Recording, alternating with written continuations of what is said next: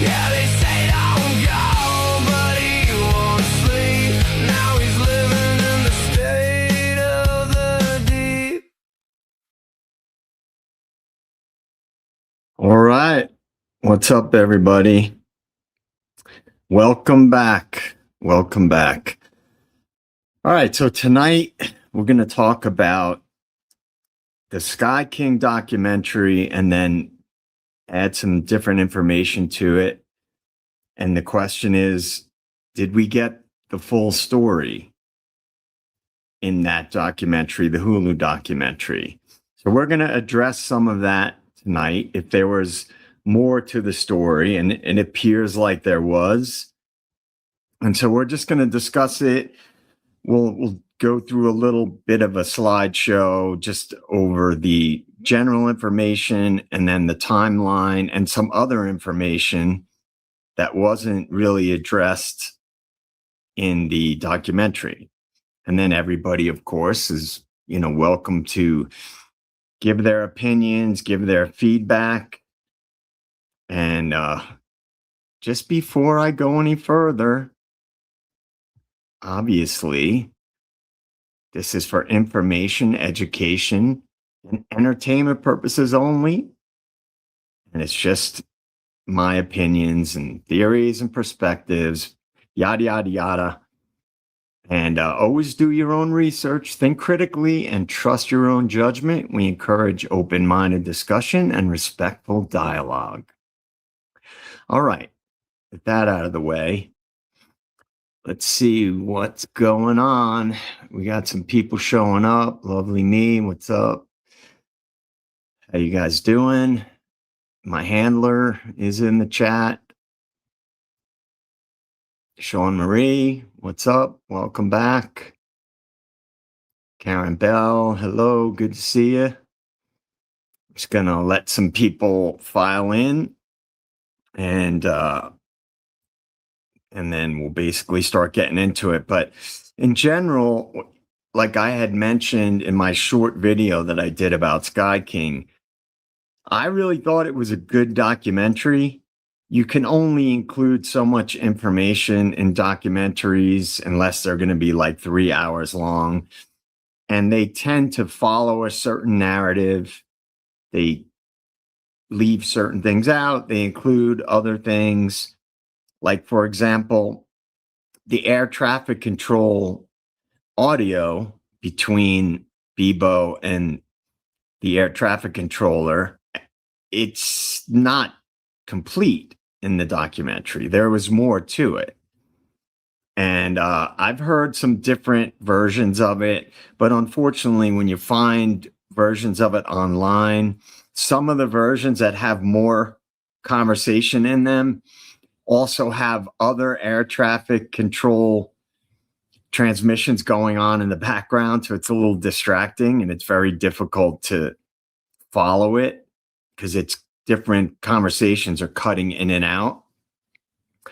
But there were other snippets and things that were in there. And like I had mentioned in my short video that I did about it, there were conversations going on between air traffic control and the fighter pilots. Now, it sounded to me like there were redactions. And so, of course, my mind always asks questions. Why was this redacted? Just like any of the true crime nerds out there. Why were certain documents redacted? Why was certain audio or video redacted? You want to ask those questions. It's normal if you're curious.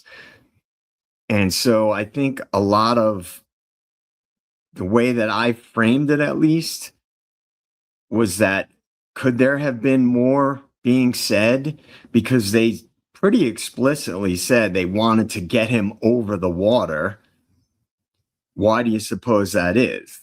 I mean, it's not a big stretch to assume they wanted to shoot down the plane because they didn't know if he was dangerous and if he was going to crash into something, back into the airport, into houses, whatever, into a populated area. So that's not a crazy idea that they would do that, because they don't really know what his mental state is. He said he didn't want to harm anybody, and I believe that. But when people are in a unstable state of mind, if they're having mental health issues or going through, you don't know what they're going through.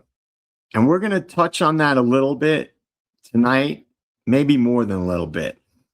Possibilities, because the way that I look at things is I don't just look at the information that I get. I think of what they're not saying and what could have been going on. Certain things like what was really going on in his marriage. They don't really talk about that. They only talk about the warm and fuzzy parts of his marriage, like them opening a bakery together and things like that. And we're going to talk about some other information that it's not hard. Anybody can dig a little bit deeper and you can find more information. So we're going to talk about all that stuff. And again, I just wanted to wait for some more people to pop in. The good troll, welcome. Good to see you. Let's see. I can't read some of these, but Flat Earth Kush, what's up? Welcome in. I know it is, the weekend and people have got stuff going on. Like I'm actually gonna watch the UFC fights tonight. I have some friends coming over a little bit later. But let's see. I just wanted to make sure I say hello to some people. And we'll get started on the presentation stuff in a little bit. But some of the questions that I had when I was watching that, one of the biggest ones is, like I said, what was really going on in his life? Somebody who is just in a normal state of mind doesn't steal a plane and basically fly it around and then crash it. There's typically things that led up to that. And some of the other questions, like he had moved with his wife back to the Washington area because apparently his wife's parents wanted them to be closer. And we've heard things in the documentary and on other videos that were done that discuss the situation with maybe her parents wanted him to get a normal, stable job, maybe to be a better provider for their daughter. It's possible.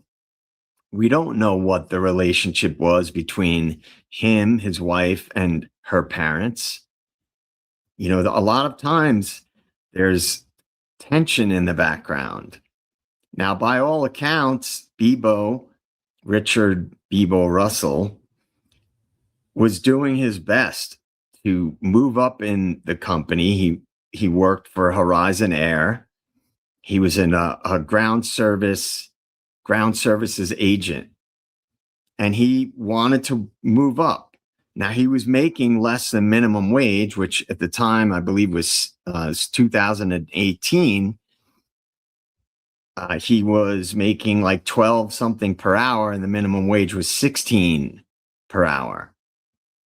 Now, when I put up the little presentation, we'll go through all the specific details for anybody who may not have seen the documentary. I think that you have to ask questions like, beyond what they're telling you, like what was happening in the background? Was he ever diagnosed with any physical or mental illnesses? CTE was a question that came up that we will address tonight. And also, what led up to that event, right before it? What was he doing? Were there other things that you can point to in his life that were happening right around the time of this incident?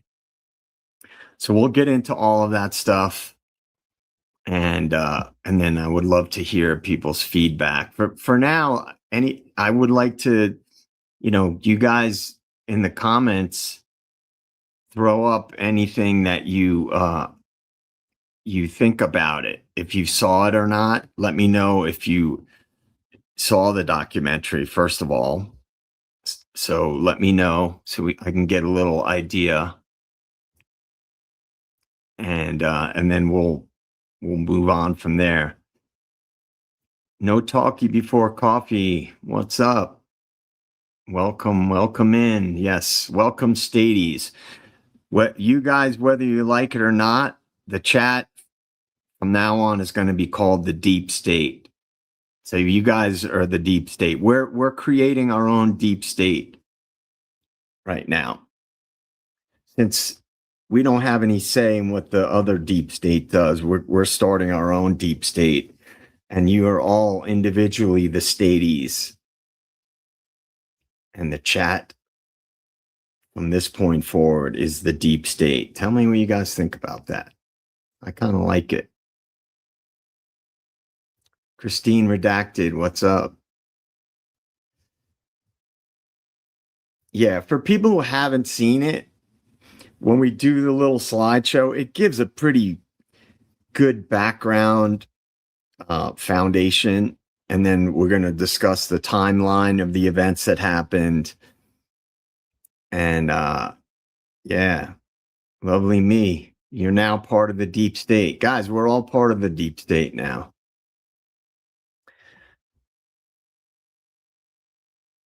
I've always wanted to start my own Deep State. We're gonna formulate our own psyops, because I've always said the two best ways, in my opinion, to counter psyops are: number one, ignore them, and number two, counter psyops. And I hope I live to see the day where citizens are carrying out their own psyops. And that's something I want to talk about in the future. How would citizens be able to create their own psyops against the Deep State and the Matrix, if you will? And I'm going to get into the slideshows shortly. We're just going to talk some shit for a little bit. I've got some other videos coming up. I'm gonna do a pre-recorded video, and in that I'm gonna talk about the whole concept of the Matrix and the blue pill versus red pill versus black pill, and I think even white pilled. Talk about that. Give my take on what the quote unquote Matrix really is. We're also going to do another live tomorrow where we talk about preparation for, I say, like, shit hit the fan, like anything, a natural disaster or civil unrest, things like that. I'm not an expert on that stuff, but I think everybody should have a basic understanding of how to be prepared. Because even if you're just basically prepared, extra water, emergency food, non-perishable stuff. We just had a huge blackout here this past week where I live. It was a big one, and it lasted for like 12 to 14 hours. And things can get weird, because especially if you're in a city area, and if you can't, like where I live, the grocery stores were all closed, gas stations, everything.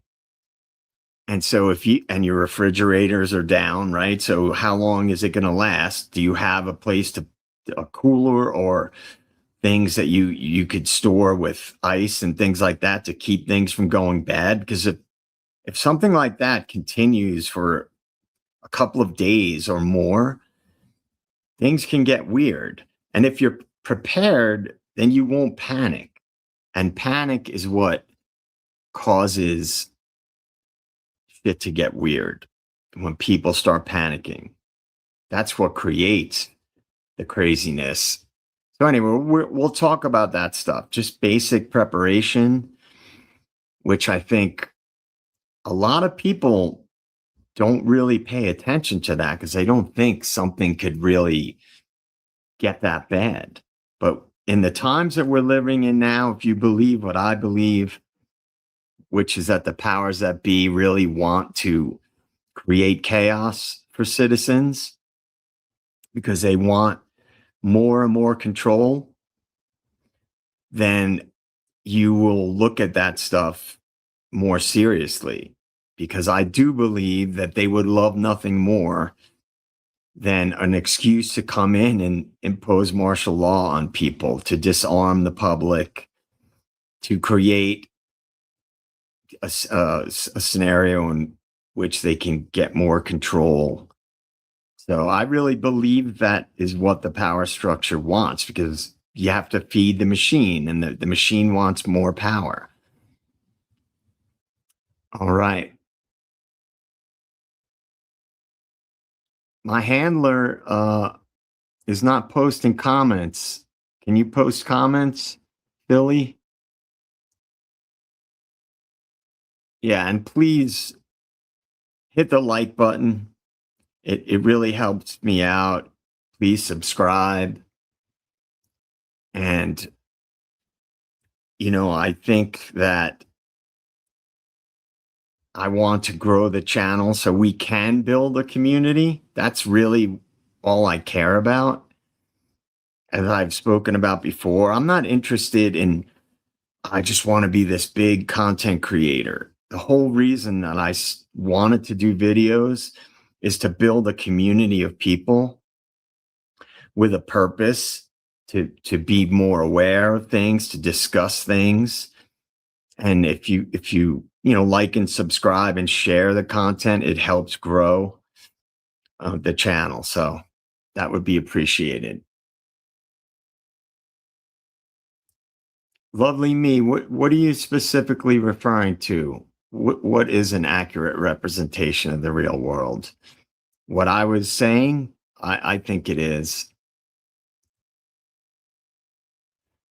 Yeah, I agree. I look at everything. I don't sit and break things down and refer to psychological research or anything. And well, thank you, lovely me. I appreciate that. I don't, I, I think it's great to know about psychological research. I have a pretty good overall understanding of it. And I just look at things like, for example, what we're going to talk about tonight.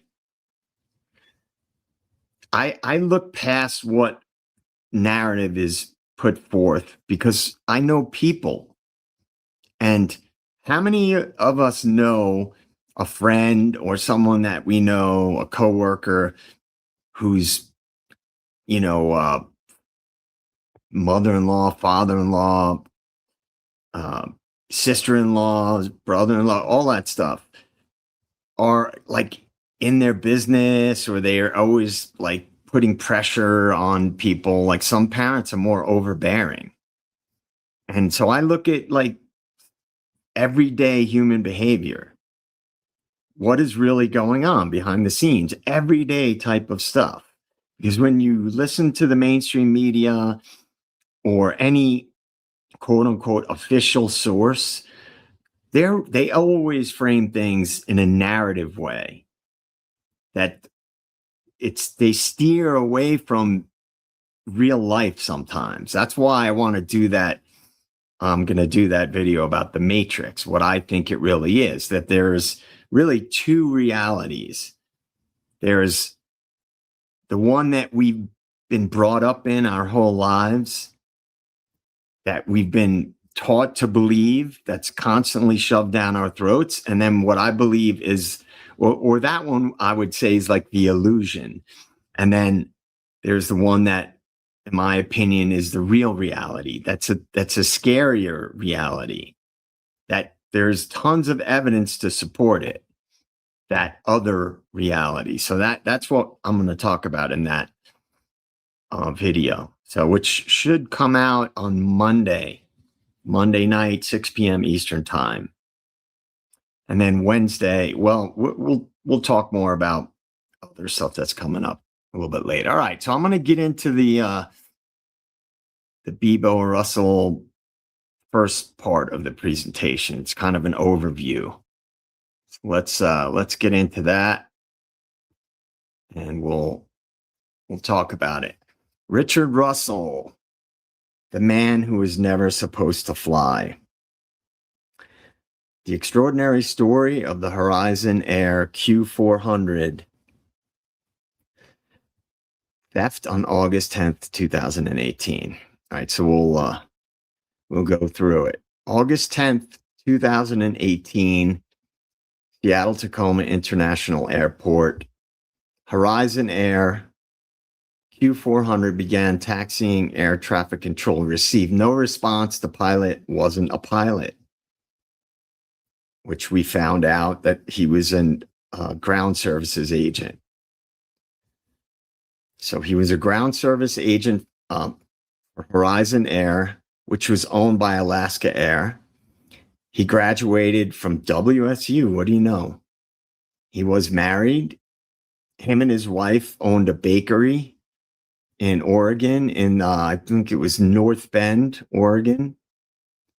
He was described as funny and compassionate, and nothing in his background suggested what would happen next. That is something we're going to dig into, because that is part of the narrative that we've heard, that nothing in his background would suggest what he would end up doing. So we'll talk more about that. So he had a fascination with aviation, and apparently, based on a little bit of digging, he did read aircraft manuals and he used flight simulators. He would ask pilots questions and observe cockpit procedures. And he had been found inside of parked aircrafts 2 times in the cockpit area. So those are all things that are not that crazy for someone who's working in that industry, right? If you're involved in that industry, you might have had an interest in aviation and you just wanted to work in and around it, not necessarily be a pilot. So yeah, how much could somebody learn without formal flight training? Now, he apparently didn't know enough to land the plane, although he explicitly stated that he wasn't planning to land the plane. So maybe he could have landed the plane with assistance from somebody, either another pilot or an air traffic controller. Now, before I move to the next slide, this was something that popped into my head. I think that it is possible, and this might sound crazy, no talkie before coffee, nothing would surprise me. And when I say that a lot, people, you've probably heard me say that a lot, I really mean it. Like, nothing would surprise me. So before I lose the thread, do you think they really wanted him to land that plane safely? Because that's a risk, to bring somebody in to an airport who's never flown a plane, never landed a plane, even a more remote airport or airstrip. First of all, most wouldn't have been big enough to land that aircraft, number one. Number two, if they're bringing him into an airport like they had tried to get him to land at that McCord airfield because it was more, I guess it was bigger, it was a wider runway and a bigger runway because it was a military, I believe it was an Air Force base. But it's, I'm just asking the question, did they really want him to try to land it? Because if shit goes sideways with somebody who's not a pilot, who's never taken flying lessons, especially in a commercial aircraft, you know, no talkie before coffee. Do you think they took control of the plane remotely? I thought about that. I thought about that as a possibility. Now, I don't know if that was a super advanced airplane. It was a twin prop plane. So I don't know. It would have had to have been outfitted with that type of stuff, that type of equipment and the technology to do that. And maybe it would have had to have been on autopilot for them to tap into that autopilot remotely. I'm not sure. It's a good question. I did think of that. But anyway, to finish the thought, I don't know. Did they really want him to try to land the plane? I question that. All right, so this was the plane, the Bombardier Dash 8 Q400, which apparently within the aviation world among pilots, the nickname they had for it is the Crash 8 because it was a difficult plane to land and it had some quirky handling characteristics, supposedly. So it's nearly 100 feet long, seats 76 passengers, designed for two airline pilots, had complex startup procedures, and was known to be difficult to land. And apparently it was quirky with some of the ways that it handled in the air as well. All right, so we'll touch on the timeline and then we'll get into a more detailed breakdown after this, after we discuss this a little bit. So at 2:30 p.m., okay, so lovely me. I imagine they did, wasn't this around the time all of them planes were crashing? Let's see, 2018. That's a good question. I'm not sure. It's possible. It's possible. I don't know enough about aircraft and different types of aircraft to know what types of planes could be remotely controlled. I honestly don't know. I'm sure the more advanced jets can be, but I don't know if like an older twin prop plane would have that same capacity. I'm not sure if it would be able to do that or not. All right, so the flight. See, I wish I could. Let's see. I'm going to make this bigger so we can look at his flight path. All right, so let's see. Yeah, I can't make it super, super big. So the flight, he flew for approximately 70 minutes. Now, it says on here that he used autopilot for portions. So there is information out there that suggests that. But in the transmissions or the air traffic control, he did say he didn't know how to put the plane in autopilot. Now, he may have just been saying that because he didn't want them to know that it was in autopilot, right? He could have been trying to be stealth about it. Communicated calmly with controllers, and he burned fuel faster than expected. He talked about that.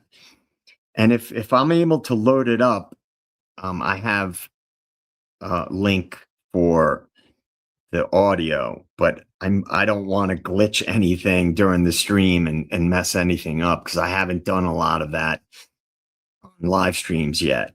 So I don't want to crash the live stream, no pun intended.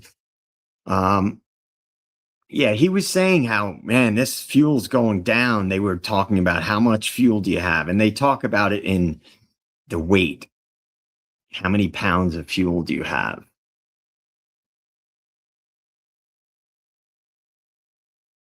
Yeah, I mean, Sean Marie, I don't know. You know, my guess, just this is purely speculation, is that he didn't, to me, did not seem like somebody who didn't care about other people or harming others. But if he was in an unstable state of mind, you just don't know.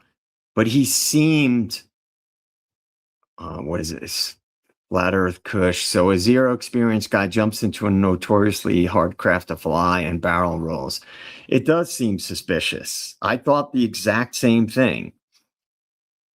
However, I'm gonna address this question. This is really an important point. So I'm gonna address this. Anybody who knows the way that I think, I question myself. So if I get an idea in my head, like, he maybe did some flight training on a simulator and things like that, I also ask the question, could there have been a bigger picture involved with this, right? I ask that question about just about everything that I hear from official sources. Could there have been more involved? I would argue it's possible, because that makes a lot of sense. How does a dude with no formal flight experience that we know of pull off a maneuver like that and just clear the water? That's a whole other thread and avenue of questioning. And it's hard to really think about it and talk about it without more really, really deep digging. So, because that's something like you would have to get inside sources and find out what was going on. Were there political things going on with that airline? Was there like mergers and acquisitions type stuff happening? Would something have been benefited to create that scenario and carry that out as like an operation type of a situation? I would have to know more. What's up, E-Potty? Good to see you. Ketron Island is the key. I mean, I agree that we need to know more.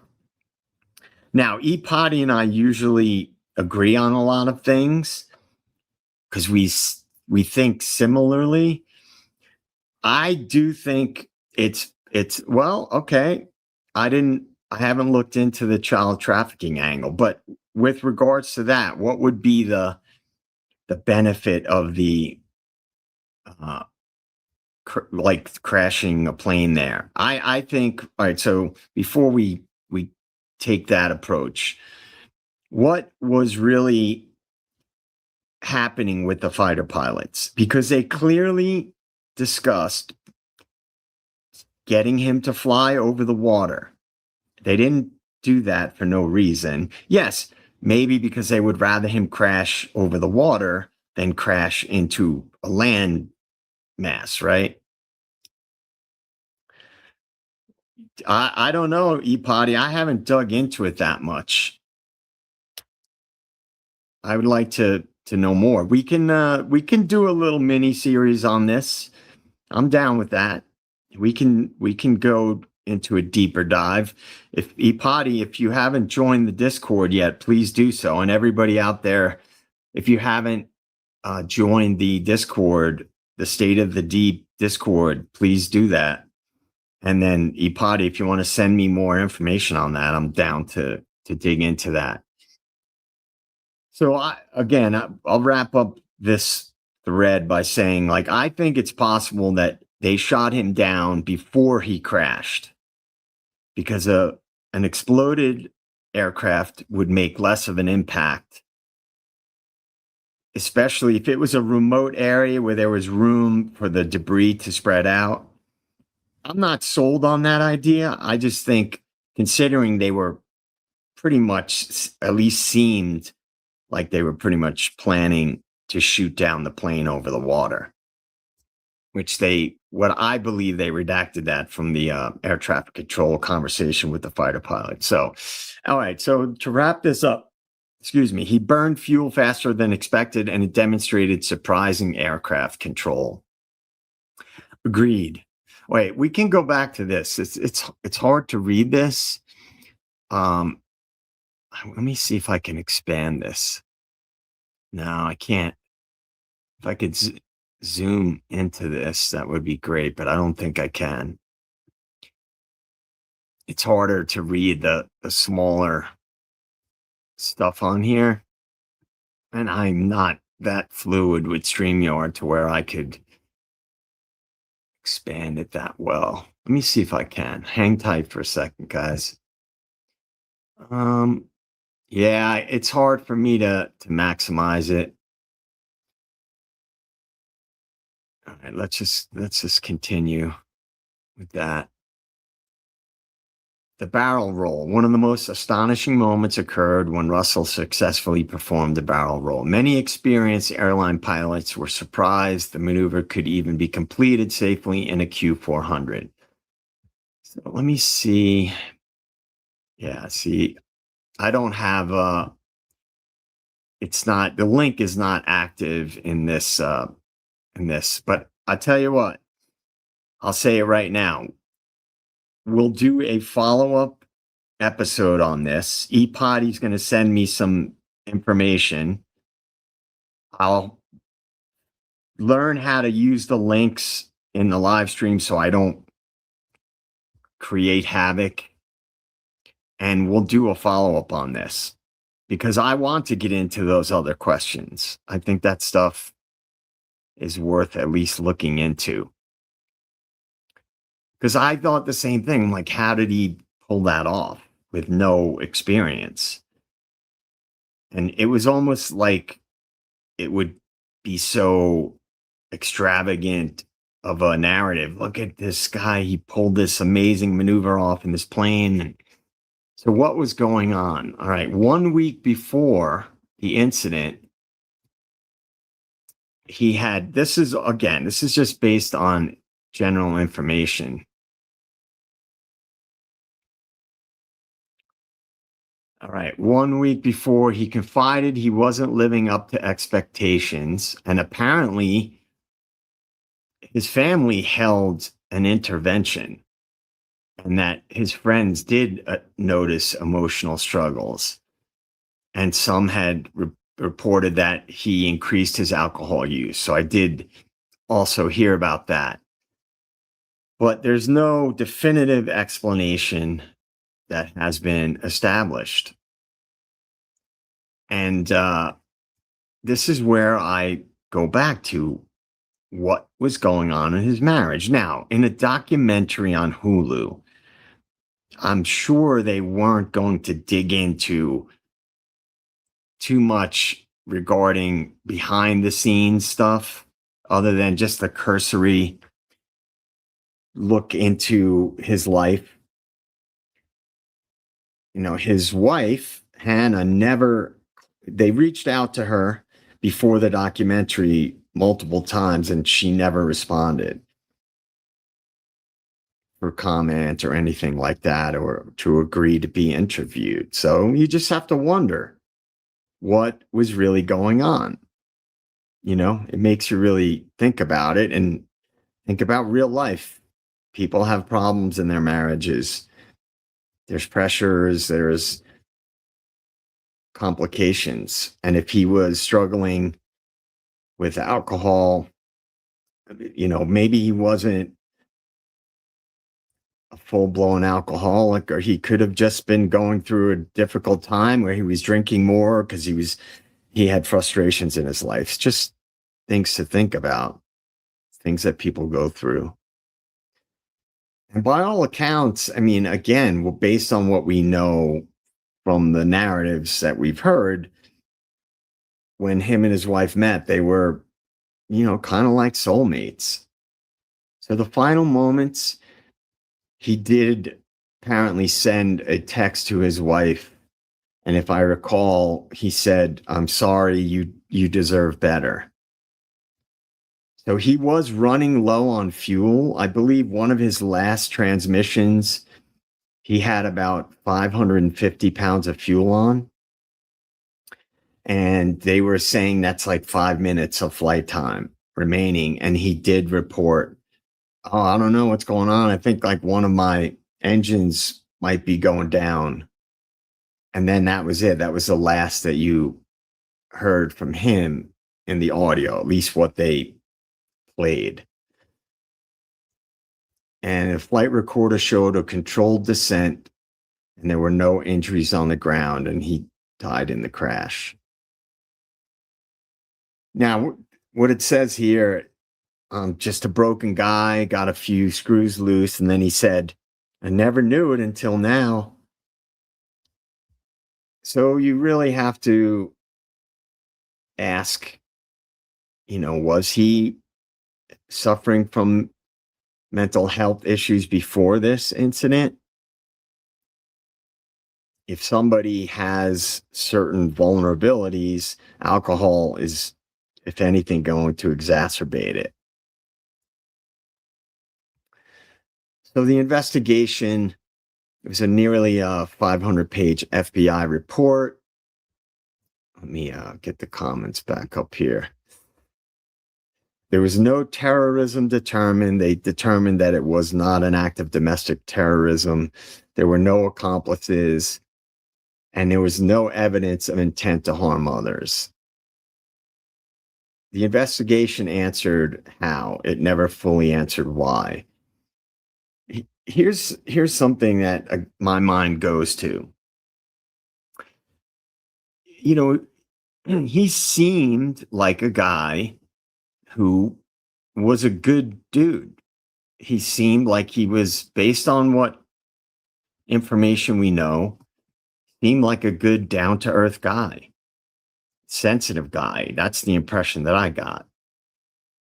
And I think if this is just a question, if there was some other like operation involved, they could have easily labeled him as like, they could have made some narrative up about him to forward some other agenda rather than he was just a guy who was struggling and whatever. You get the picture. I mean, they usually, when there's operations involved, they force feed you a narrative.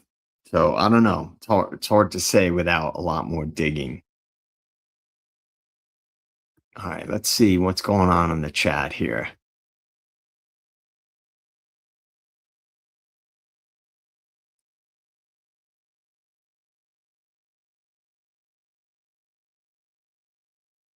All right.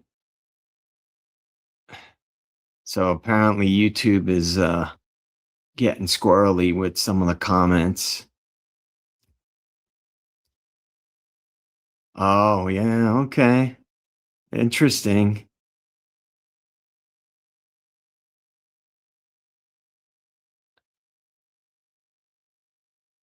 It could be. I'd have to go into the deeper settings on YouTube, and there might be the settings in my actual YouTube account, which I didn't have like strong filtering settings on.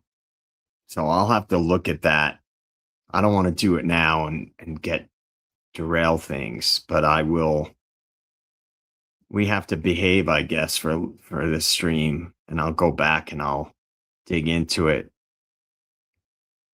Sorry, E-Potty. We're not filtering you. You guys should know by now what my stance is. I'm a free speech absolutist.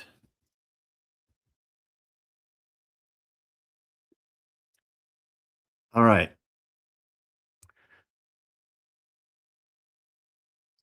I don't like having to behave online, and I typically don't. But in the comments, they might just be a setting, and I will go back and fix it, promise. All right, so the Red Notebook. Russell wrote, before I read that, there was mention that he enjoyed writing I know he was a good student. He graduated cum laude from WSU. Right. So he wanted to create something with a profound insight and charm.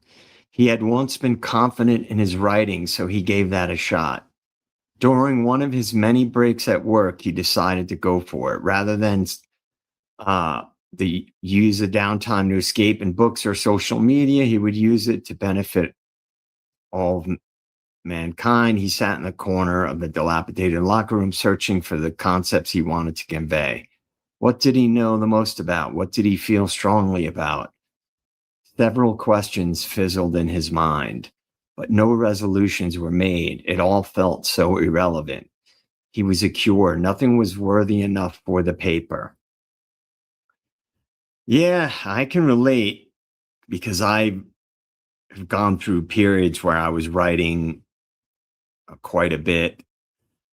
And then sometimes you feel like, especially with bigger picture things and more important things, you don't know if you could do it the justice. Yeah, no talkie before coffee. WSU really makes you wonder about that MK Ultra thing. Does anybody in the chat not know what MK Ultra is? If you don't, I would highly recommend you look into it. All right, so here's the question. He played football. He was kind of a football star at his high school and in Alaska. And then he went to a junior college to play football in North Dakota. And I think in one of the other presentations I have, there's a little bit more detailed information.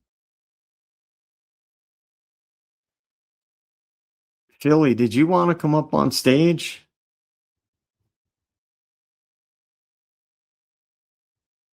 Because it looks like, unless you're just doing some recon backstage.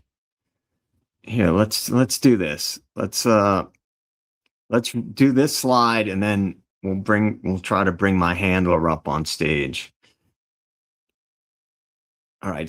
Could CTE have played a role? Some observers suggested because of high school football, possible repeated head trauma, but he didn't have a diagnosis. So CTE can only be confirmed after death through brain examination. No public evidence Russell had CTE. Any connection remains speculative.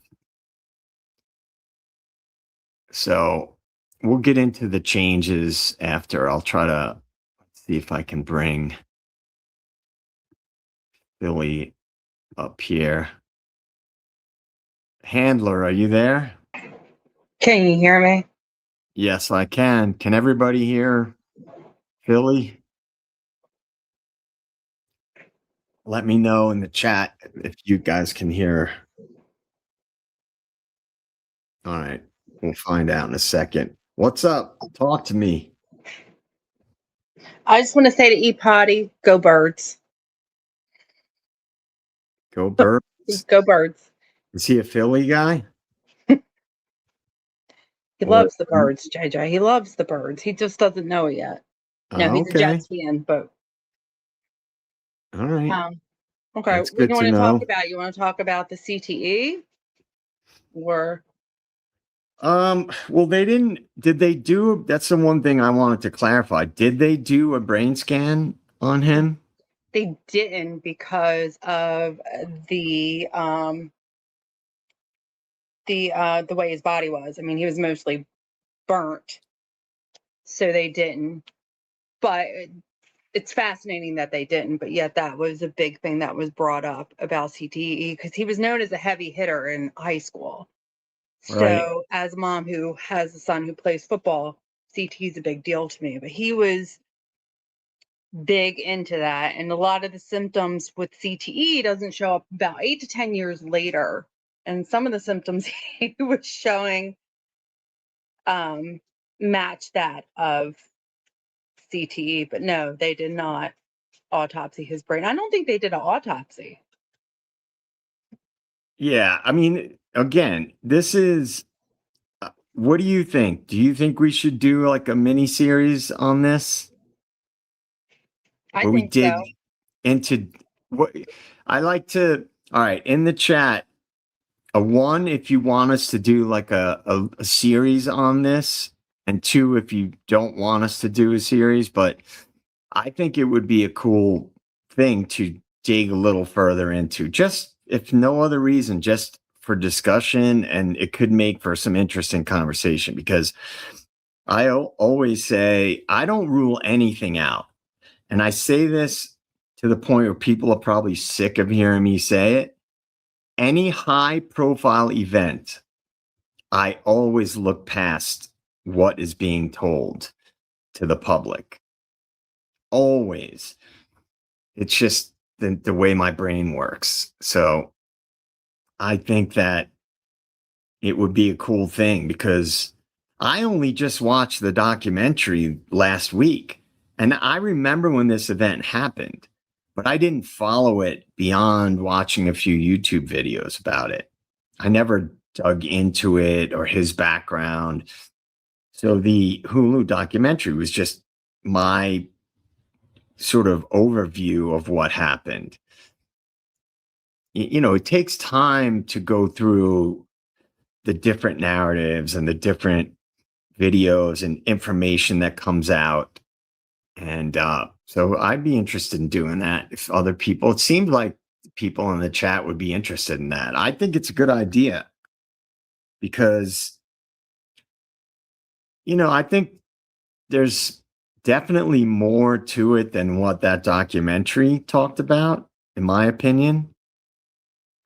And who knows how big it could be, because what I look to, just like with Idaho 4, we know about the Phoenix University deal, and we know about what Scott Green's background is.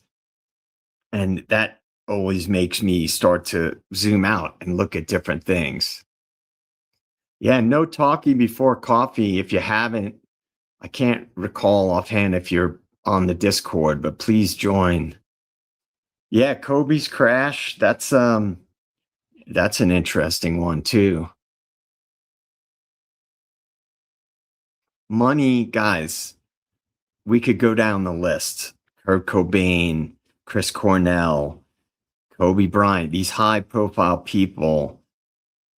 We can even go back to artists in the past that were big artists that had tragic endings, right? Money and power structure. And this all ties in with my take on that whole Matrix idea. The illusion world that we live in versus the scary real world. And I think that even those of us who question things a lot, some of us don't even go far enough out to realize that there are these curtains that have been put to obscure things that are there in the background, like the Wizard of Oz.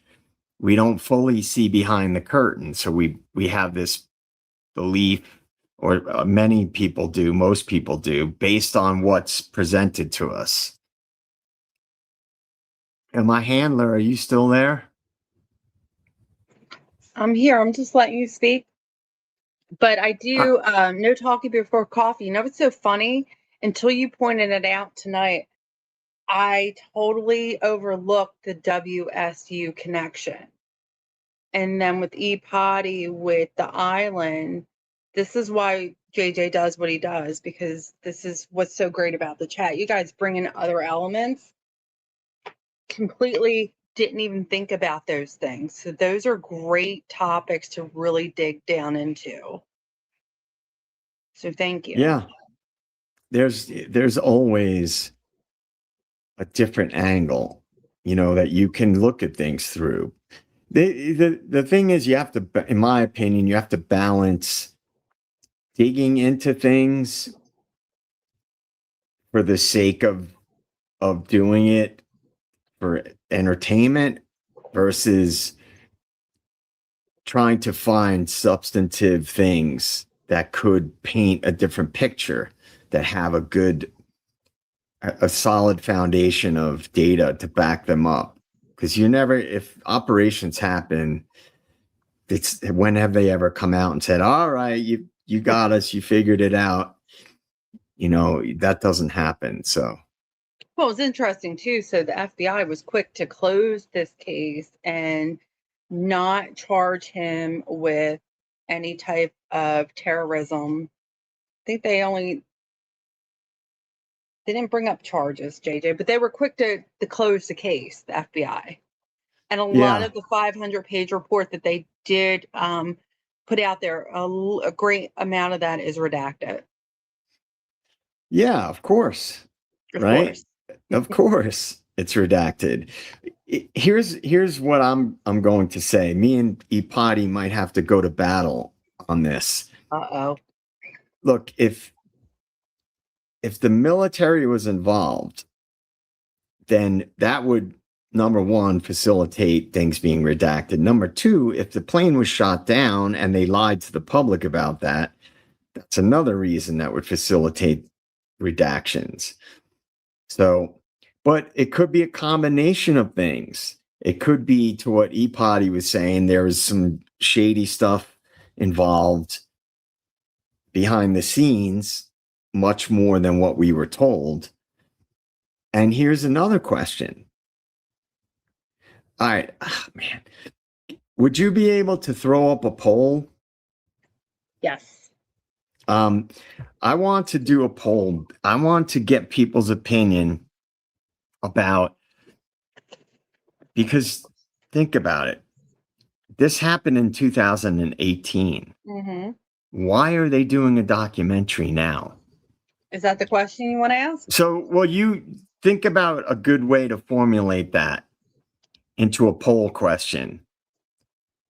Like maybe, do you think that there was something significant about the timing of this documentary? Because as I always say, they love to do stuff to distract people at critical times, Mm-hmm. to change the narrative, to steer people away from other things. You can think about that for a minute, like how you want to do it, and we'll do a couple of polls. What's interesting too is, this kid, Bebo, he was from a military family, and a lot of stuff that we see going on in the world right now, a lot of that connects to the military. Charlie Kirk. Well, no talkie before coffee. This is just based on that documentary. He wanted to get into the military and law enforcement, but according to that documentary, because he was overweight, he couldn't. Now, here's what I have to say about that. He didn't look any more overweight than any police officers that I've seen for my whole life. I've seen plenty of police officers that didn't look like they were thin and fit. So I don't know if I buy that narrative. Now, as far as the military, I don't know. He didn't, first of all, he was athletic. He was into hiking and the outdoors. Yeah, he wasn't a thin guy, but was that his weight enough to disqualify him from the military and law enforcement? I don't know. So real quick, changes after the incident. So airports, now this is going to be an important one to pay attention to. Airport security improvements included a stronger aircraft access controls, additional employee monitoring, more surveillance, expanded mental health resources, operational procedure changes, and NORAD response review. So NORAD is in Colorado, and it's the Northern Air Defense. So let's go to the next one here. So this is the one that that makes me really think about it. Additional employee monitoring.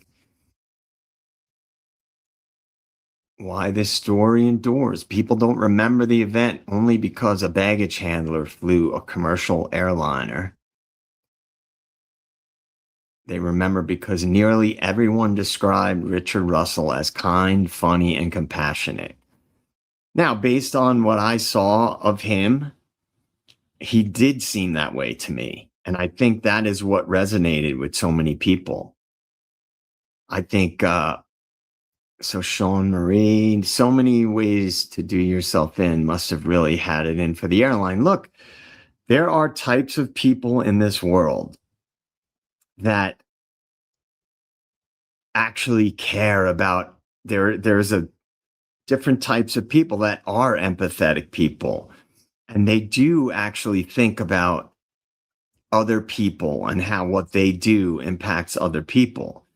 And he just based on the little bit that I saw of him, he seemed like a caring dude who was a good-hearted guy. That's just my gut feeling. And that he would have wanted to, if he was going to commit suicide in such a way, that he might be able to help other people and raise awareness to the conditions that him and his coworkers were under at the job, where they didn't even make minimum wage. They were overworked, and by all accounts, highly underpaid. I mean, they were making like $12.40 something an hour. It was $16 an hour minimum wage in Washington at the time.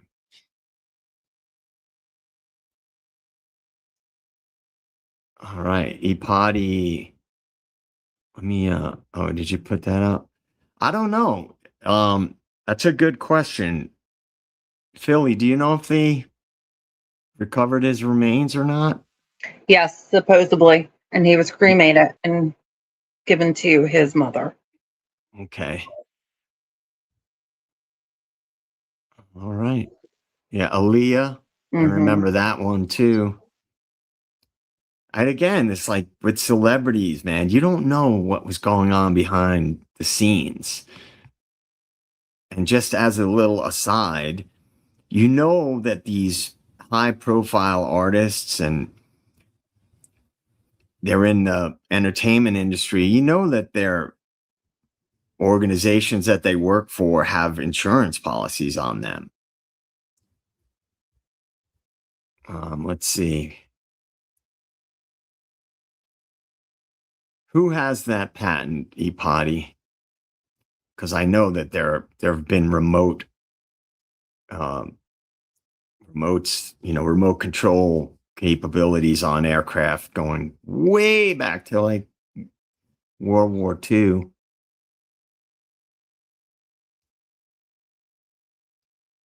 All right. He can't say, oh, okay. Ipati, HRC. Yeah, I'm not exactly sure what you're referring to. I probably could figure it out, but at the moment, give some more code, Ipati, for that. Anybody know what Ipati's referring to here? Who has the patent on remotes for aircraft? Ipati's such a troublemaker, man. He's just stirring shit up, saying forbidden things in the chat. Oh, okay. Yeah, we don't want to say those names. Hillary? There you go. All right. Good to know. Good to know. Look, I believe this is something we'll discuss in much more detail down the road soon, actually. If you, again, another callback to the Matrix idea. The power structure has always had and taken advantage of control in every aspect of our lives. And it makes, think about it. You don't get into the upper echelons of power and influence by being a nice person. And I think that people with power want more power. When they get some control, they want more control. And if they can control every aspect, everything on a large scale that has influence and impact on people, they will do that. All right, so let's go. Let's keep going here. All right. How did he learn enough to fly? How did he learn to fly enough to do what he did? Why did he choose not to come back, meaning not to land, I presume? You know, some questions were answered, the most important ones never were. We can dig into this stuff more. We'll come up with more questions. Philly, did you come up with a poll questions yet? No, not yet. Come on, I was get on answering that E shit. Potty. So E Come Potty, I on. was air traffic controller in the Army, and you are correct in that statement. Listen, she's not my handler by accident, guys. Let's just keep that in mind. E-Potty, we are told 7 out of 10 plane crashes are not accidents. No shock here, man. No surprise. So you want to poll in regards to why now? Okay.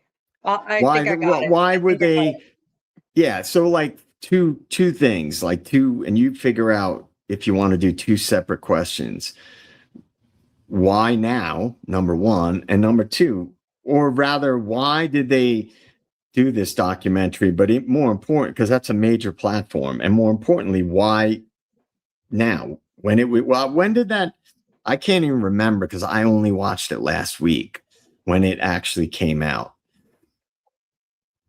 I think it was out for a little while, but Mhm. still, it's current. Right. But it happened 8 years ago. All right, Yeah. we have some gossip going on in the chat here. Oh. I see. All right. I'm going to build this poll. See, All guys, he right. works me. Do you see how he works me? I'm going to do that now. Okay. Sky King, Rich Bebo Russell.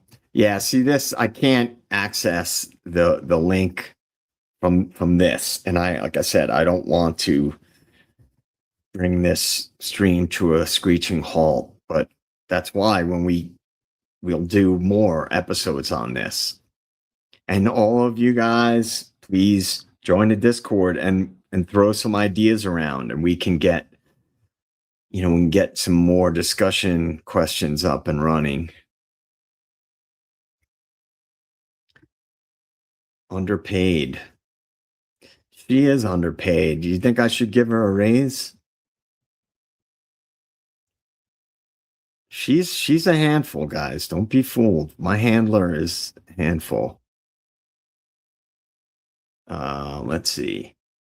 Lovely me. I wonder if he found out something being flown around. Look, this is the type of stuff that I think about in general. One of the things that my mind goes to a lot of times with high profile events is it an operation connected to either powerful entities that are quote unquote private citizens? Is it connected to corporate level, high level corporate? I mean, on the banking level, or is it connected to military or intelligence? I always think of those things.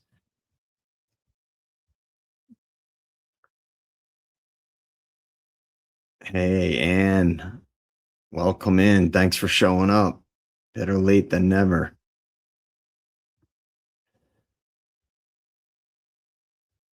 Yeah, we can dig into stuff more on Discord. I have to get more familiar with the Discord. All right, so here is the poll. Is it up in the chat? Because it's I not gotta see showing it. up. Okay. How do I do that? And how do I make it show up in YouTube from StreamYard? Let me see. It should. The chat goes to YouTube. So if you can post it in YouTube, there should be a way to post it in the chat. If not, people can just pick the number. Let me say, hold on, guys.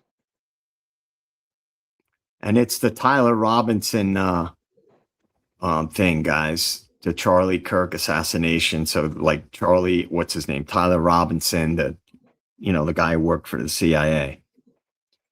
All right. So the choice is number one.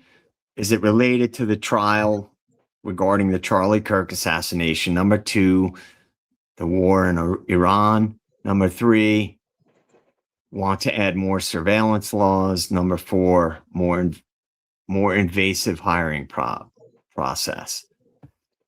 Yeah, I mean, I think it's probably a combination of things, in my opinion, but the surveillance thing is a big thing now, right? And shoving that down people's throats and then saying, well, this would have never happened if they had more surveillance in place. However, the question that comes to my mind is they could have labeled him as being dangerous, after the FBI investigation, which would have been a more heavy-handed way to push surveillance technology.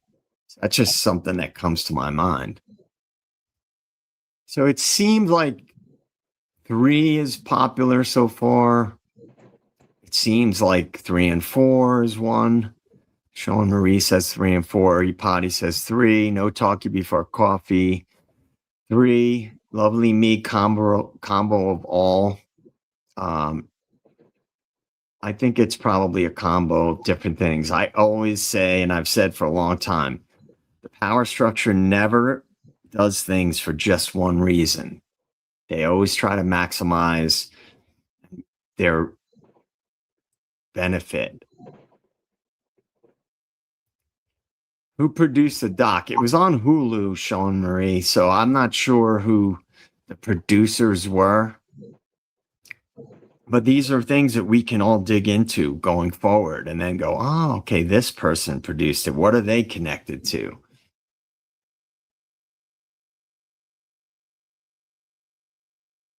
Yeah, I mean, it's all these things are possible. The human probably knew too much truth for their liking. Yeah, I mean, God, there's so many different scenarios that come into play.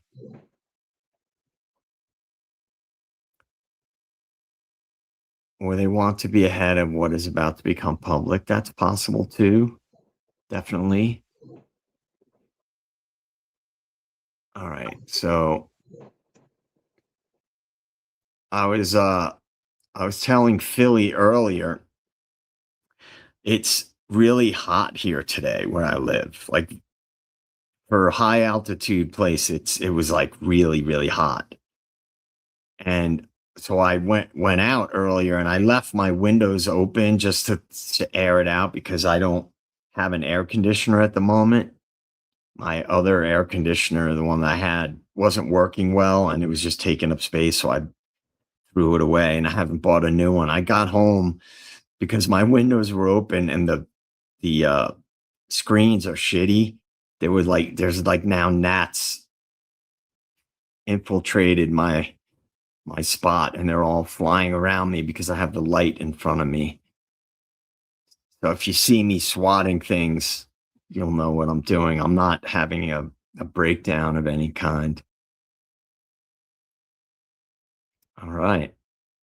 So right now, it seems like the consensus on the timing of the documentary is pretty spread out, but it seems like more people are saying 3. What's up, Karen Bell? Welcome. Good to see you. All right. Let's see. Oh, sorry. Yeah, I think, hey, RS Layton, welcome. I tend to think it's a combination, honestly.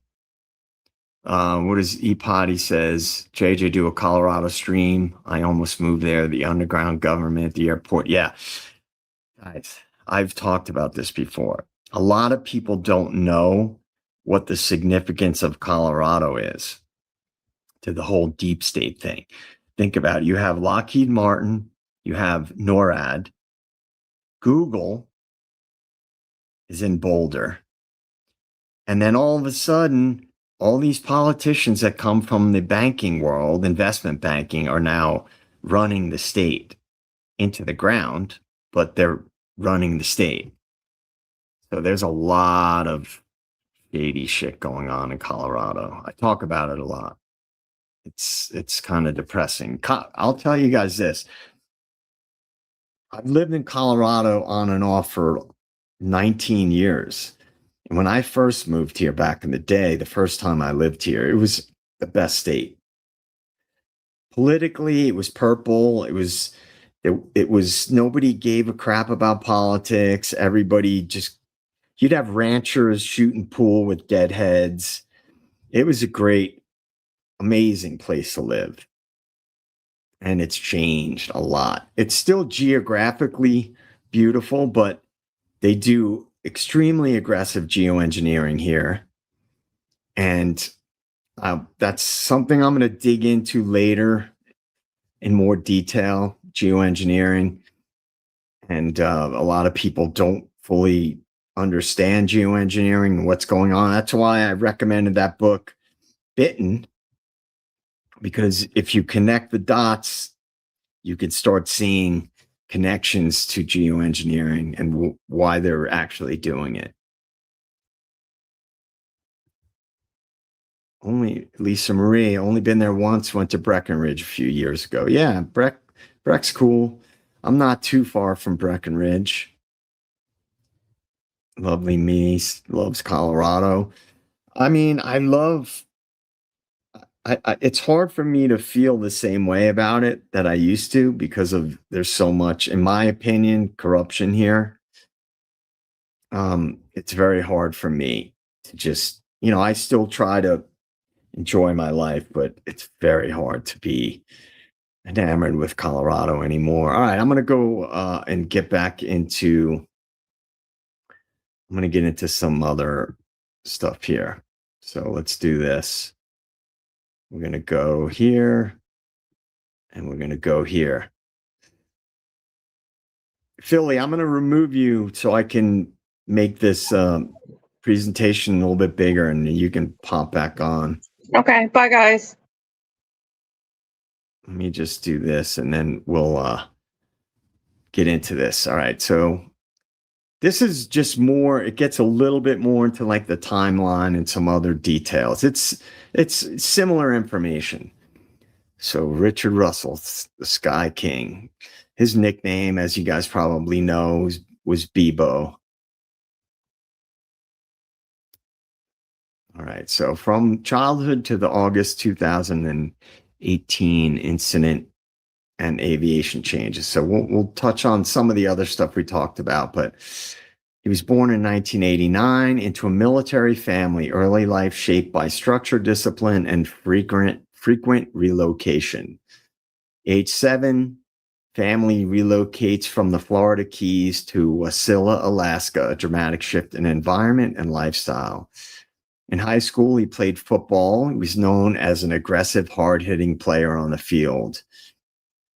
Note, concussion protocols were far less developed during this era. Repeated head impacts often went unaddressed and undiagnosed, which is something that we know a lot more about now. And he grew up in Alaska with a passion for sports. He also wrestled. I know that as well. So he was a pretty legit athlete, apparently. He played football during his high school years in Wasilla, Alaska. He was known as an aggressive hitter. And, that kind of thing obviously can result in subconcussive or concussive head impact. So that ties in with our question earlier. Maybe he had CTE. His coaches and teammates recalled that he played with an intensity and physicality. At the time, concussion protocols in youth and high school sports were far less robust than today. Players were routinely returned to the field quickly after impacts that would now trigger mandatory evaluation and rest periods. So repeated head trauma. So just real quick, CTE is linked to depression and impulsive behavior. We know that it's been widely publicized and researched. So repeated head trauma, even impacts that don't result in a diagnosed concussion, can accumulate over time. Research has since shown that subconcussive hits may cause neurological changes that affect mood regulation, impulse control, and decision making. Note, concussion awareness and return to play protocols were significantly underdeveloped during Russell's playing years. The long-term risks of repeated head impacts were not widely communicated to parents or coaches at the time, which makes sense because you don't know what you don't know. All right, his adult life timeline. In 2011, he marries Hannah Russell. Met through Young Life and Campus Crusade for Christ. Community faith involvement shapes early married life together. 2012, they open a bakery.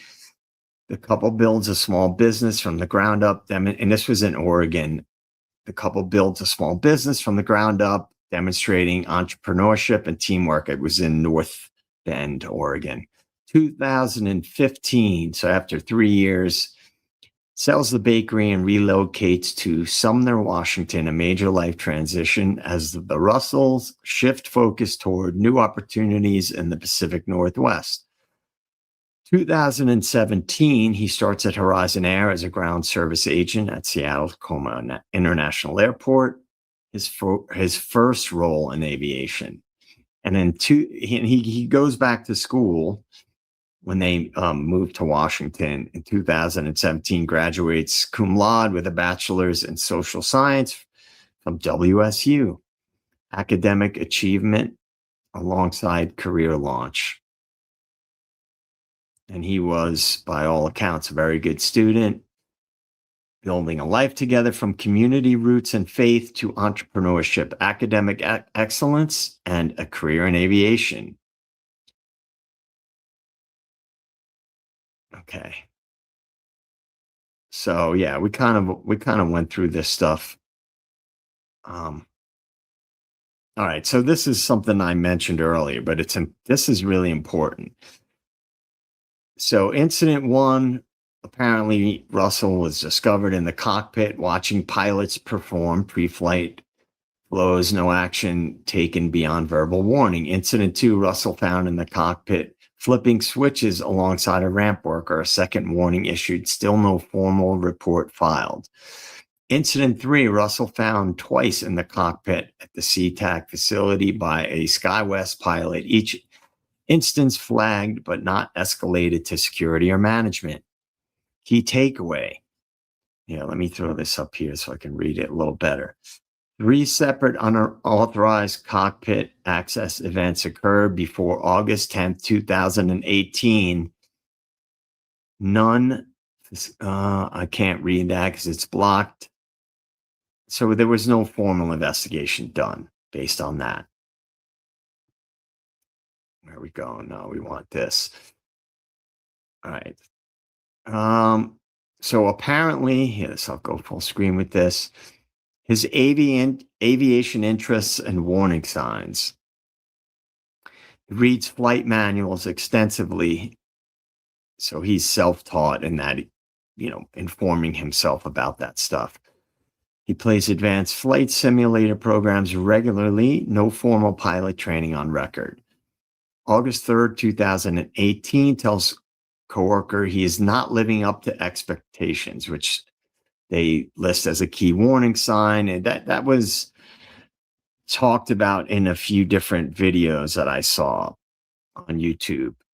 Family intervention held days later, details redacted from public record. Why, I wonder.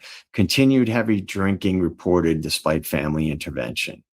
I'd like to dig into that more because I can't confirm that. All right, so this is it. This is the day of. He clocks in at 2:30 p.m.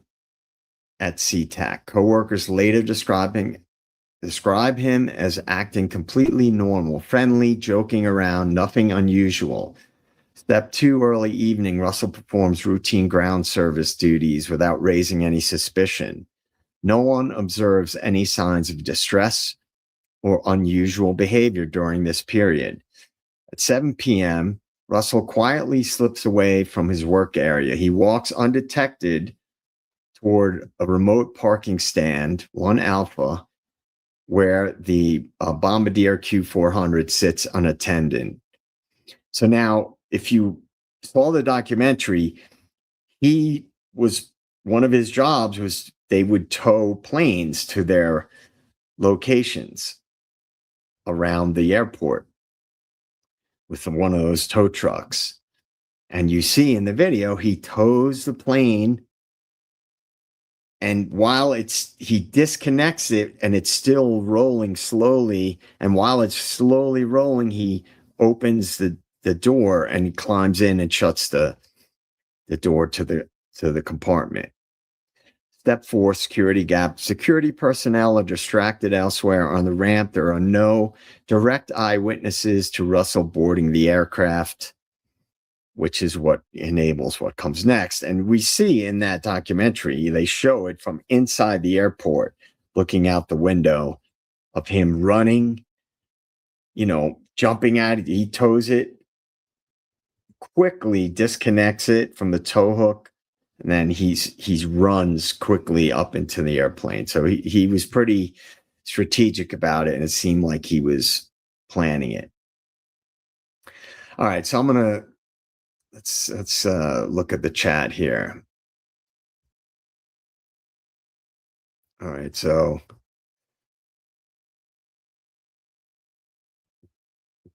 yeah, we're gonna do call-ins in the future. I'm going to continue to expand and try to do more videos, and at least 2 pre-recordeds per week, and then 2 to 3 lives per week minimum. The weekends the nights will depend on if I have gigs or not, things like that, which typically is only 1 night a week. And I'm not as busy this summer with gigs as I typically am. So we'll see what happens with that, but please pay attention to the community tab on my channel, and I do post on that quite a bit. So, all right, let's see. Yeah, we're going to do that stuff, guys. We're going to do call-ins. I gotta walk before I can run, and run before I can fly. So I gotta get better with StreamYard and all that stuff. So,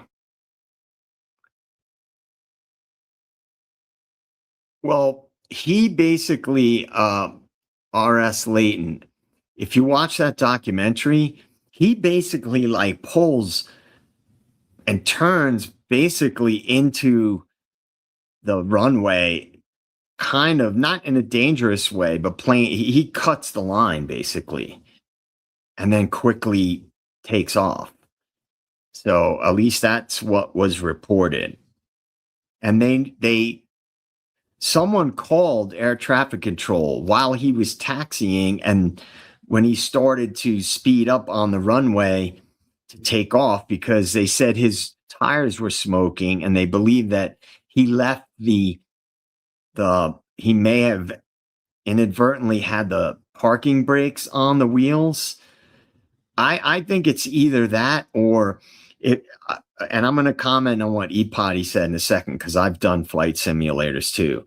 If remember the plane, you're moving forward and you're steering it with your rudders and ailerons, right? So if you're not an expert with that stuff, you're going to be putting more pressure on the tires if you're not smooth and taking off going straight.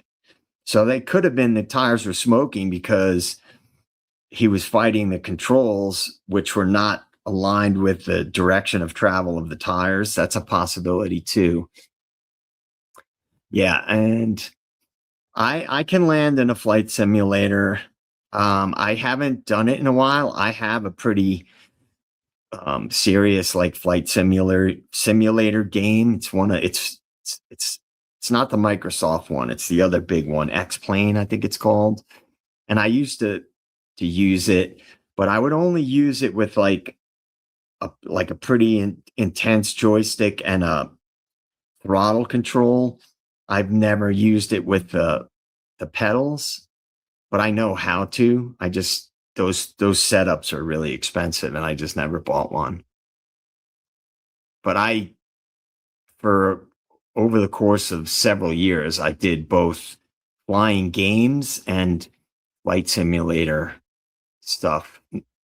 Because I actually at one point in time thought about getting my private pilot's license. Yeah, I don't think I could do a barrel roll. I've tried everything, man, on those things just for the hell of it, just to see what you could do. And I've never flown those commercial airplanes that much in the simulator, but I used to do some of the military planes, and you could do crazy maneuvers in those. All right. Billy says Ipati and the Jets can win the Super Bowl in Madden. Huh. Oh man, it's getting harsh in the chat, man.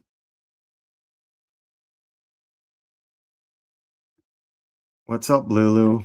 Welcome. Oh, I've tried different things in flight simulators. And some of it depends on the planes that you fly. Some of them the smaller planes are very maneuverable. And the military planes are crazy maneuverable and fast. I mean, you could do crazy stuff with those. All right. So I don't want to get too, we all know at this point the basics of what happened. The big questions really, in my opinion, with regards to the information, I'll go through the slides a little bit more, but I really want to discuss before we wrap up tonight what might have been happening in the background. So on here, he says, all right, theft begins, right? So we know there were 5 hours between when he clocked in to when he stole the plane. So he was able to jump in, get the plane set up, set the flaps and the trim. He lines up and takes off safely from the runway. When they contact him and they realize he tells him he's just a ground services agent, that's when they start freaking out. They think it's like a terrorist thing, and the supervisor of the airport contacts the military, whatever. I can't remember the acronym where they scramble fighter jets to intercept. But so he flies for like 70 minutes total. And this plane, as was mentioned in the documentary, usually requires 2 pilots. So, and it's known to be difficult to land. Now, look, if you have done flight simulator training, depending how much you have done, it is not inconceivable that he could have landed the plane. It may not have been a smooth landing, but it's not inconceivable that he could have landed the plane. However, he pretty clearly stated he wasn't planning to land the plane. You could see he was kind of wrestling with whether or not, he's like, I don't know. Because they were trying to get him to divert to the McCord Air Force Base to land, but he didn't. All right, so we covered this stuff already. Before the crash, he sends a text to his wife. But what I heard is that what he said was, and again, this is just based on the information that I came across online, is that he said, "I'm sorry, you deserve better." And then when he was down to like about 550 pounds of fuel, they lost contact with him shortly after that, and he allegedly crashed on Ketron Island, which we're going to dig into Ketron Island. E-Potty's going to send me information, and we're going to get into it. Yeah, guys, please help a brother out. I need all the likes and subscribes I can get. I really, I want to build the channel, and I'm going to do Friday night lives if I don't have gigs, which I do next Friday. I have a gig, so I can't do a Friday night live. But any Fridays, I think I'll have a bunch of Fridays free, and we'll do Friday night live, 6 p.m. Eastern time. And I know Saturdays, everybody's doing their thing on the weekend. So, but I will get into the E-Potty was saying he's going to send me information about this remote control on commercial aircraft and stuff like that. So we'll get more into this in the future.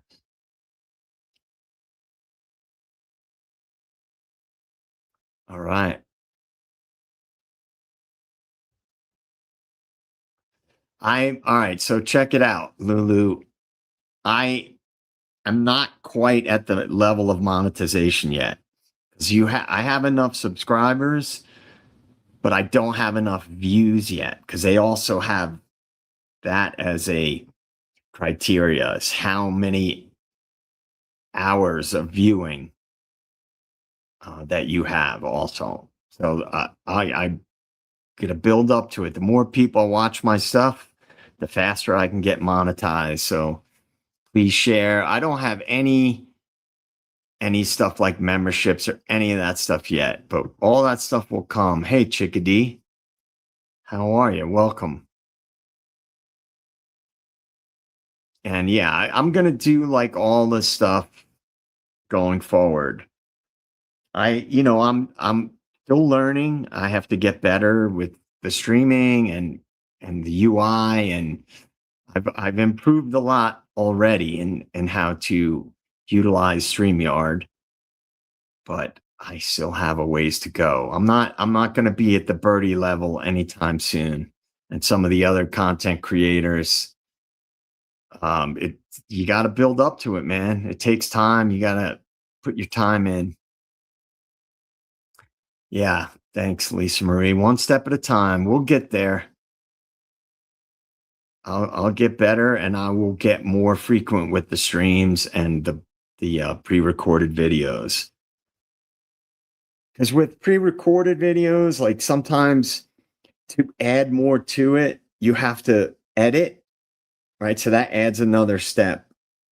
And I'm not a great editor. Lovely me. Look, from your lips to God's ears, I hope I get to the point where people are interested in merch. Thank you, Lulu. I'm going to be me, guys. I may get better at speaking on camera and things like that just from repetition. I still have a lot of my Jerseyisms when I speak. But yeah, I'm gonna definitely keep plugging away. And I'm not trying to be a broadcaster.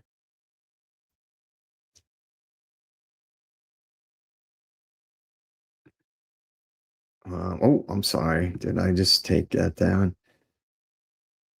John Denver was born in Roswell. No, I didn't know that. He definitely wasn't from Denver, I'll tell you that.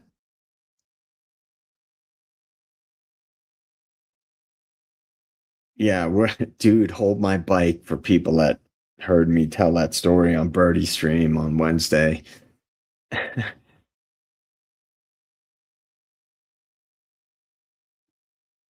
And all right, Green Eclectic Mama, welcome. Yeah, I mean, I'm from back east, and I still have traces of my accent. and people from the New York, New Jersey, tri-state area, Philly, those areas, we tend to use, number one, a lot of slang and a lot of shorthand when we speak.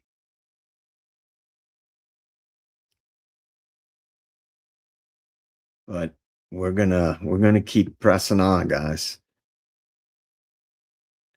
Lulu, that is no, I'll tell you, Lulu, why how that came about.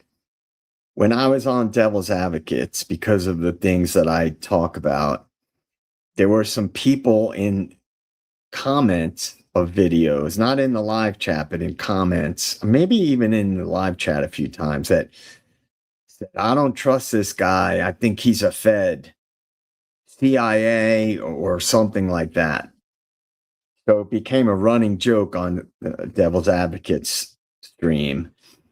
And so Philly Special would be in the chat and stuff, and she would make comments. And so I started calling her my handler.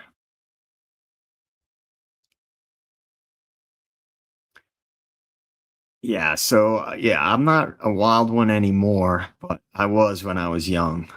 I'm not ashamed to admit that. I definitely was a wild kid. Just put it that way. I was no angel. I was a good dude, but I was definitely a wild kid, and I lived a wild life when I was young. Not anymore. I hardly even drink. And I'll share this little anecdote with you guys. So I had a gig last night, just a small bar, chill. I'm just playing as like a side hustle now.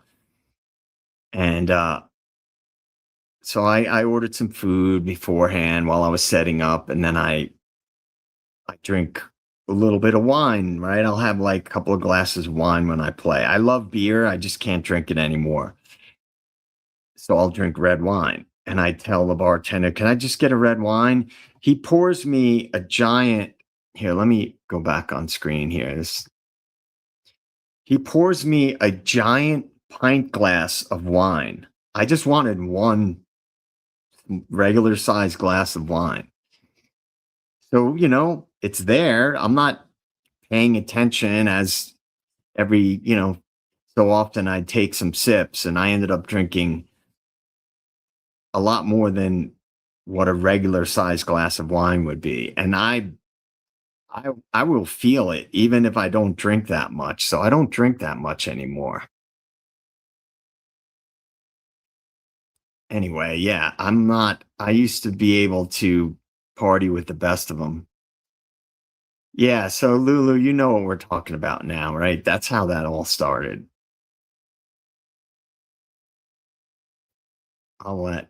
Yeah, wine is good, Ipati. I enjoy it, like good, decent wine, but most bars, like regular little bars, they don't have great wine. And I'm not picky. It's just that crappier wine is sweeter, and it's not the best. Yeah, I'm not gonna lie. Wine, if I drink too much, which I don't drink at home, hardly ever. Occasionally, but I rarely ever do. And so when I do, I feel shitty the next day. Hey, Lisa Marie, I'm a smoker, not a drinker. I used to smoke cigs. I've quit a long time ago. I do the Zen pouches now. I still enjoy some nicotine, and I'm totally addicted to coffee. I don't know if I've quit drinking for years. Like, I never would like be at home and like, "Ah, I need a drink." Like, I was never like that. If I went out to bars or I was playing gigs, I would have some drinks. I mean, when I was younger, I would party pretty hard. And but I could I'm telling you guys, I could easily not drink, but I could not give up coffee. I love coffee. Lovely Me says, I've been sober for 17 years. Look, I have mixed feelings about drinking any alcohol. And honestly, for me personally, I've done many gigs where I didn't, and including in front of like when I was in my band days, in front of pretty big crowds where I didn't drink a drop of alcohol. So I didn't never needed it to perform. I don't get stage fright or anything like that, even in front of big crowds for some reason. I just don't.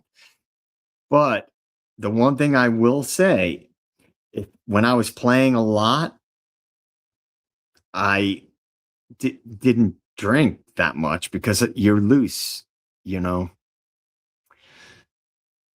All right, I meant weed, but I do smoke cigs. All right, I got you, Lisa Marie. So anyway, when I'm not playing as much, because I don't play as much as I used to, I like 2 glasses of wine to loosen up the vocal cords a little bit.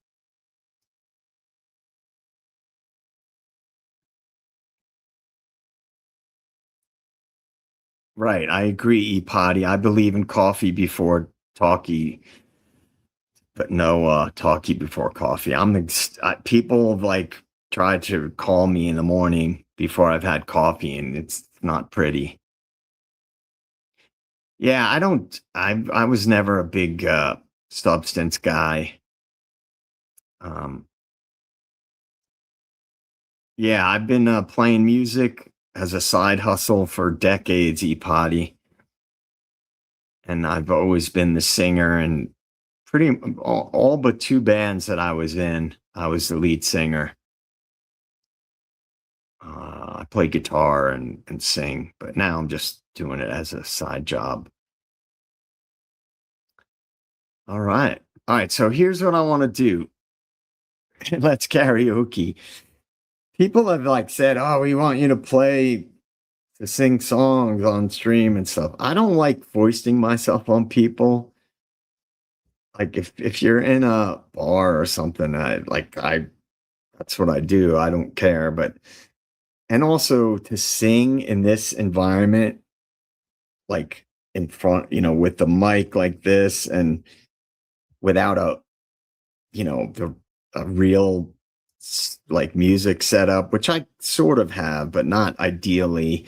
You have to sing loud, right? But I mean, the way that I sing, because you're singing live, you sing loud, and it's hard to adjust your singing volume in for like this environment unless I was 10 feet back, in which case the camera it wouldn't be great, but you never know. I don't mean to bore you guys with this stuff, man, about the music stuff. It's just I was a little groggy today after that giant pint glass of wine last night. Yeah, I mean, look, I promise if it's the circumstances are ever right, I would have no problem singing some songs, but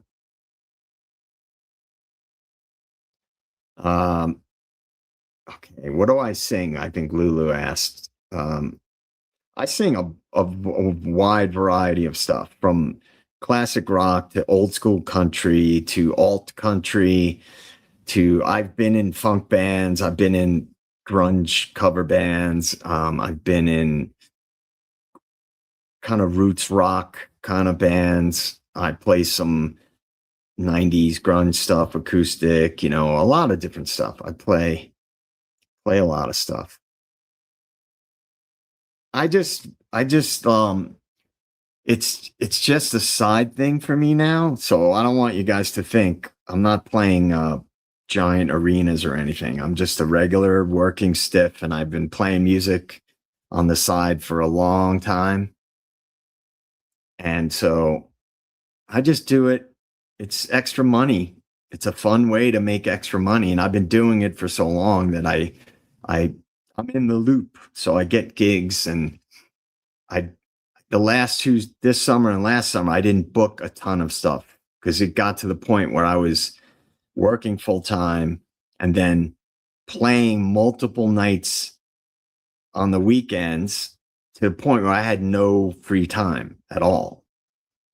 And especially in the summer, I like to have some downtime to do other things. So I ride my motorcycle as much as I can. You guys know, most of you know, I bought a new motorcycle recently and trying to ride as much as I can. But I appreciate you guys being interested. You guys all know I like talking shit about different things, right?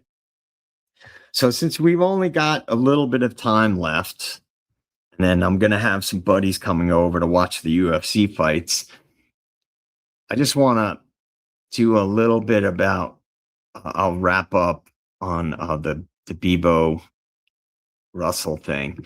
I was not a big fan of Creed. I will say that. I can acknowledge that the guy had a really good voice, but to me, they were like sort of the antithesis to the grunge scene, and that they were trying to present as a pop band, and I like the voice. The guy had a really good voice.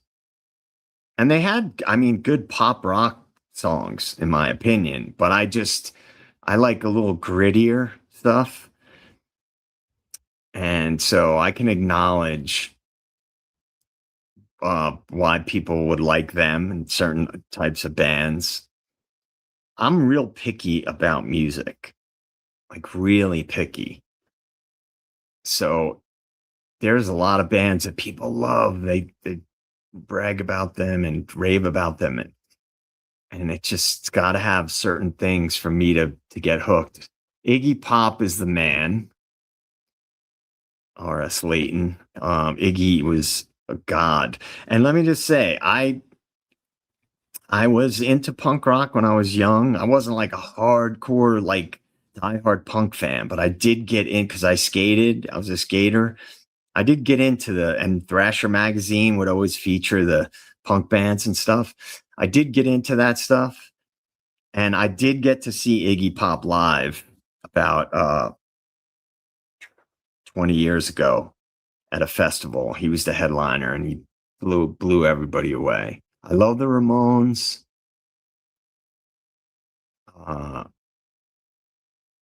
Yeah, I love Iggy and the Ramones.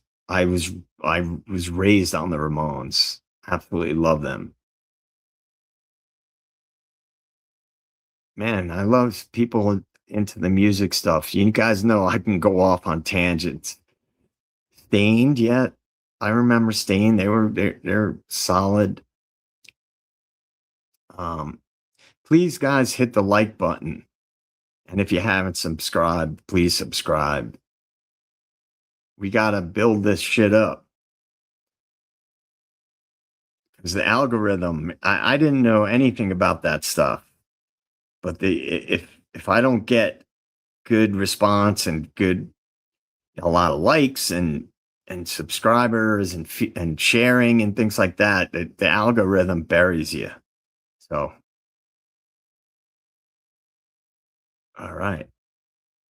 Let's see.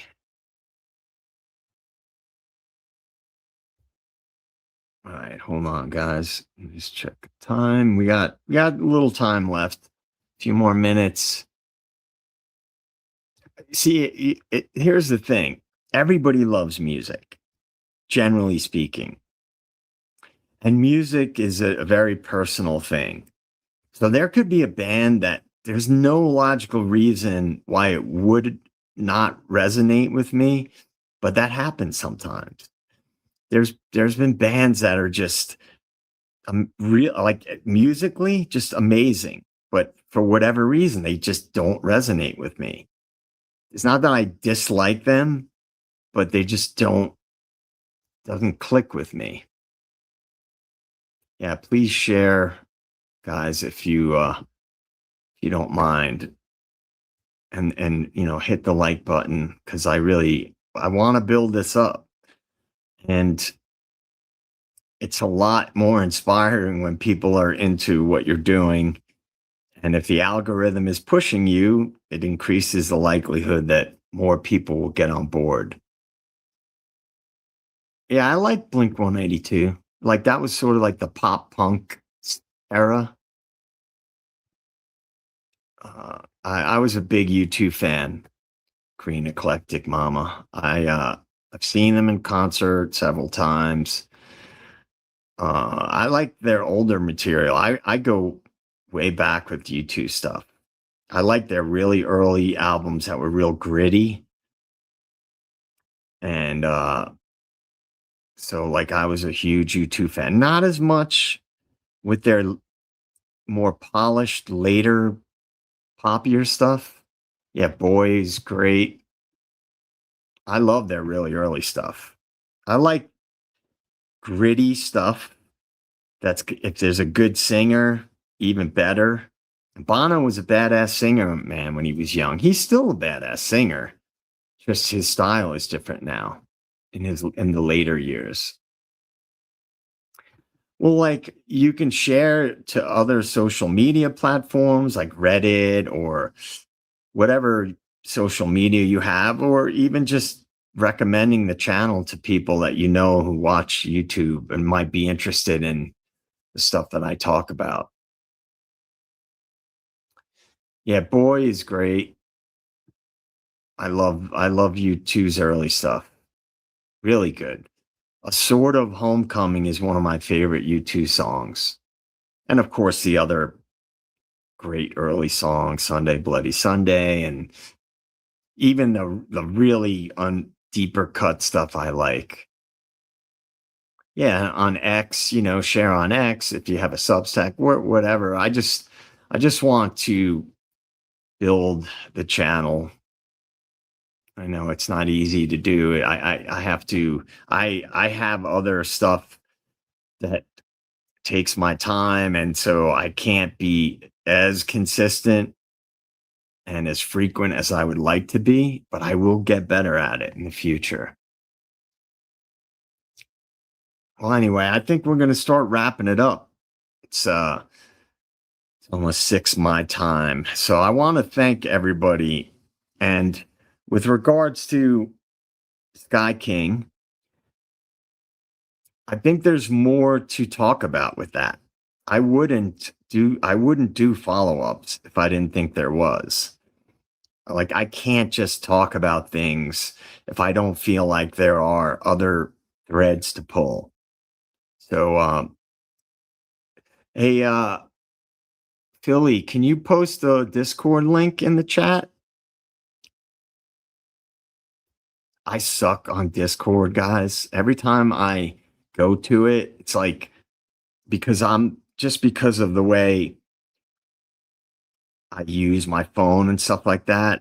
I'll go there and I'm a little bit dyslexic and OCD, and it kind of I get a little bit spazzed out when I look at some platforms like Substack.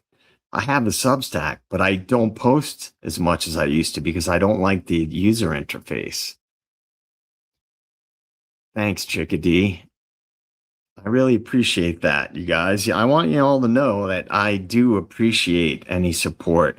And when people give me big ups, it at least restores my faith that it's worthwhile to try to build a community. And look, I'm not going to be somebody who's trying to get clicks.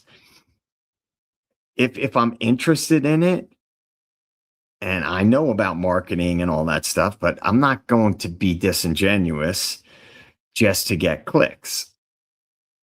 So I'm going to keep talking about different things. I'm not going to just give presentations about stuff. We could find videos on YouTube by professors that do that stuff. I'm not interested in doing that. Yeah, so let's see. Yeah, here's the Discord. You guys can copy it in the chat. It's in there. So please join. And you guys, I've told my handler this. I am working at being better with the doing more content, I'm going to record 2 videos this weekend. One's going to come out on Monday and one's going to come out on Wednesday. And hey, Philly, what did we decide? What time for the live tomorrow? Did we lock down a time? People, feel free to let us know in the chat a decent time. I mean, I don't know if the same time is good, 6 p.m. Eastern time. I could do it later, but I know for some people that's not ideal. I could do it a little bit earlier, or I could do it in the morning tomorrow. You guys let me know what you think in the chat or in the comments. If you go to the replay and want to post like for tomorrow, what consensus on what's a good time. Thank you, lovely me. I appreciate that. It's right here at 6 p.m. where I'm at. So I gotta make sure that my friends aren't rolling up yet. So anyway, with that all being said, let's talk about the Sky King potential threads to pull in the Discord and in the comments. And we'll put together maybe a little mini series on that. And then we'll take it from there. We'll see if people want to dig into it more. We'll do that, and we'll find other threads to pull to discuss, you know. I'm always going to go off script, so to speak, on lives and talk about whatever. So the Discord, if you look up State of the Deep, Discord's just a platform that a lot of streamers use. It's like a community. So it's like an app that you would get on your phone or on your computer. And it's like a message board type of a thing, but it has a good amount of features to it. Anyway, all right. So thank you to my handler, Philly Special. And thank you to everybody.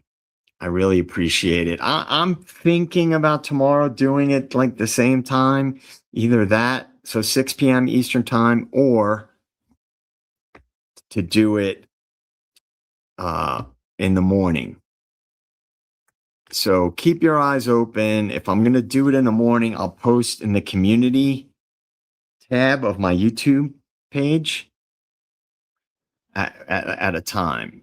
Like I'll let you guys know, like, all right, we'll do it at, let's say, 9 a.m. my time, 8 or 9 a.m. my time, which would be 10 or 11 Eastern Standard Time. But I'll think about it. I'll talk to my handler and figure out what we're going to do. So no morning, says my handler. So let's think about either 6 p.m. or 7 p.m. Eastern Standard Time. I'll post it in the community tab what time it will be. All right. We're going to wrap it up, everybody. Thanks, everybody, for coming out. And hopefully we'll see you all soon. And hopefully you guys will be. My next live, most likely, is going to be next Saturday. And I will, if anything changes with the lives next weekend, I'll let you guys know. All right. We'll see you all soon, everybody. Catch you on the flip-flop.